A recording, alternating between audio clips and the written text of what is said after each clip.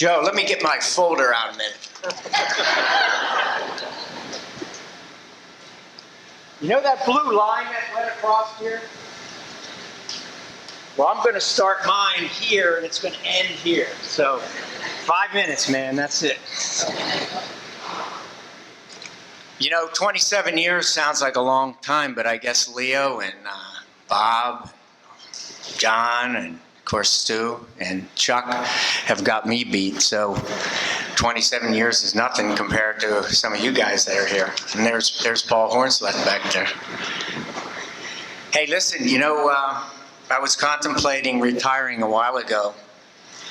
And, you know, the term retire is weird, because if you take the term apart, which means to do over again, and tire, which means, you know, to get tired, to get worn out.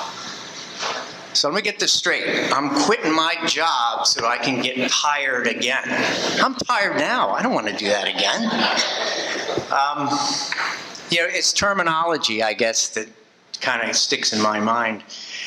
2 years ago, when I was honored for my 25th year of service here, when the Alumni Association had the Christmas dinner, I talked about that infamous 403B. So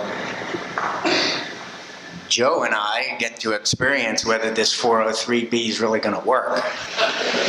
And I remember, and I'm going to repeat myself a little bit, but when Ted hired me, you know, he said, hey, you know, we got a nice retirement program here, and it's a 403B, and it's better than this 401K that's been out there. And I said, oh, really? I said, well, what does that mean, 403B? And he goes, well, that means you have to work here 403 years before you can retire. So actually, I did the math, and if you take 403, and make it months, it comes out to about 34 years of service, and I guess that's about right. So Ted said, well, I said to Ted, well, you know, how's that better than a 401K? And he goes, well, you're going to be teaching in science. He says, you know what K stands for, don't you? And I said, kilo. He said, yeah, you know, what number is that? And I said, 1,000. He said, well, you'd have been working here 401,000 months before you could have afford to retire. Not with this program. So he said, now, the other thing you got to understand is Malvern's a nonprofit. So after 27 years, I realized that he meant me. So, you know, 27 years, I still haven't turned a profit. But, you know, and then the other thing is, you got a 401 and a 403. Where's the 402? What happened to that, you know? I think that's where the profit is, and we just don't get it. So, you know, my last year was bittersweet. You think about the things I won't be doing, like grading exams, except for this one.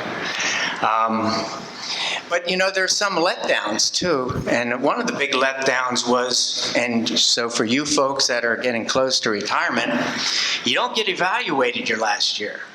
Okay, and that's great. You know, it's great. You can do anything you want in a classroom. But one of the things that kind of I'm sorry for was no touches. Okay, so I'm looking at my family. So there's this new terminology in 21st century education where you have these touches. So after you get evaluated, you sit down with your evaluator and you have a touch. Okay. Now, Steve Value was my evaluator last year, along with Kevin Quinn. And, you know, you touched me last year, Steve, but you didn't this year. So I don't want to leave before we have a touch. So we're going to do that right now, Steve.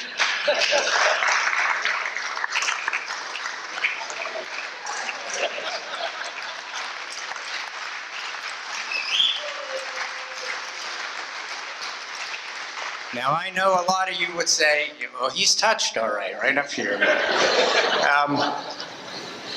So some other bittersweets were having a name that ends with Stewart.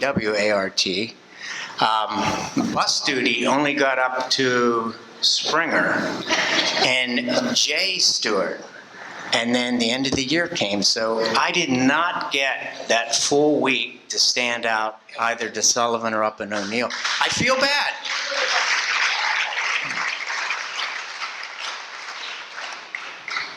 Now, I got to put a shout out for my department.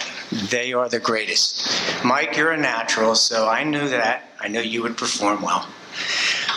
And I want to tell you, they took me out to Giuseppe's last Friday, and it was a great time. I was blown away. Mike Rawlings was there, Tony was there, Gary Deanna was there. The whole department was there. It was great. And he gave me some gifts. But I brought one gift back because I thought, this is so invaluable. I don't think they even realized the forethought that they put into this gift. So hold on.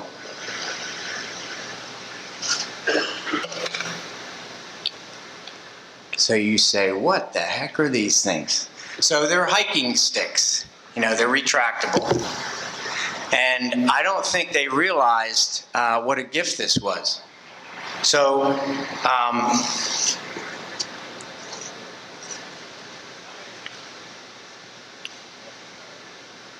it's a hiking gift. As you get older, you might need that, and I understand that. But it's a gift that never stops giving.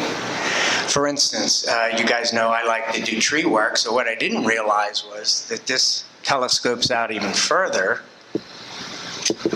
and you can put a pulse saw onto it.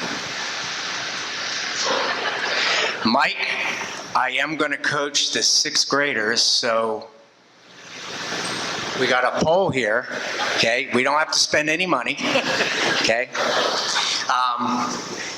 There's a little cap that goes on this thing. I don't have it right now. But it could be used for skiing. But what I don't think you guys realized was there's a handle in the container here that you put on. You turn it upside down, and in 10 years,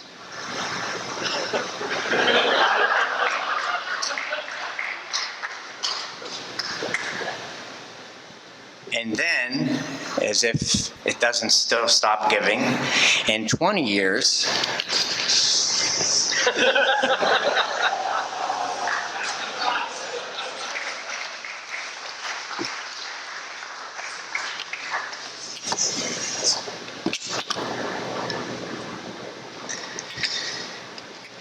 I have a Father Duffy story.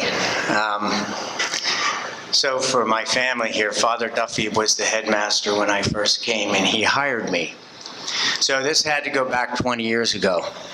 And the secretary at the time was where Joy Pancos is now for Father Duffy. And it was that time of the year in biology, and I was teaching biology then, when we were doing microscope work. So I had put an order in for some microorganisms, protozoans and euglenias and whatnot.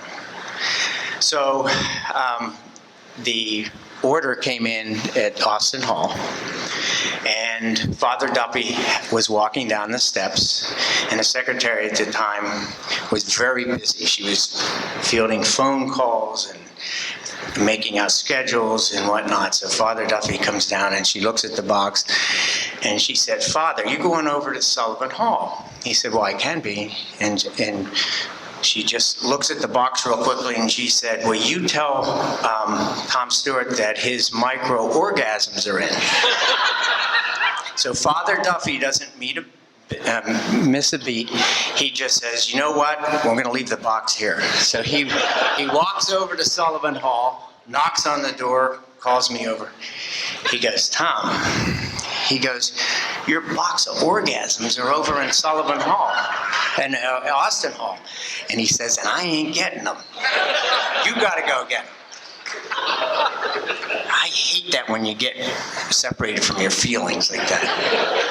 But Father Duffy was a great man, and I will always be beholding to him to have the forethought to hire me. But in all seriousness, these 6 banners have meant a lot to me as my 27 years here. And I just want to thank everybody for having faith in me, for giving me all the tools that I needed to present to you the best of the science world. And a special shout out to my science department, who have been second to none. And I say that from the bottom of my heart. So in the venerable words of, what's his name? I forget his name now. He was one of the comedians, Bob Hope. And I also want to give a shout out to Gary Deanna, who took the time to carve into the beech tree above Blackfriar Pond. Thanks for the memories.